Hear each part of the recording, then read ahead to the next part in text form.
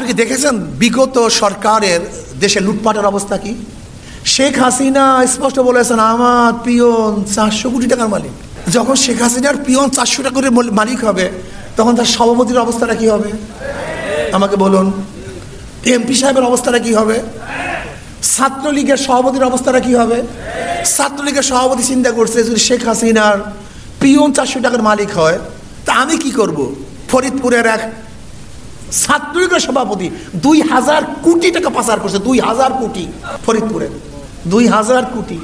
তবে হ্যাঁ, অনেকেই বলে যে হুজুর আওয়ামী লীগ ও চাঁদাবাজ, বিএনপি তো চাঁদাবাজ, পার্থক্যটা কি? এই দুইটার মধ্যে পার্থক্যটা কি? আমি বললাম একটা হলো স্যাঁচড়া চাঁদাবাজ আর হলো শাহী চাঁদাবাজ।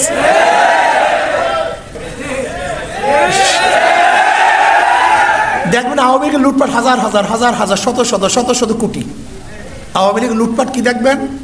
হাজার হাজার শত শত শত শত শত শত। এছাড়া লুটপাট বুঝে না। ছাত্রলীগ এত কোটি, এত শত, এত হাজার, পিয়ন এত শত, এত হাজার। এরা হলো শাহী চোর, শাহী চাঁদাবাজ। আর একদল আছে স্যাঁচড়া চাঁদাবাজ। ওই মুসির কাছে যায়, ঋষির কাছে যায়, খামারের কাছে যায়, পানের দোকানদারের কাছে যায়, রিক্সাওয়ালার কাছে যায়, ঠেলাওয়ালার কাছে যায়, টেম্পো স্ট্যান্ডে যায়। আমি কথাটা বুঝাতে পারছি?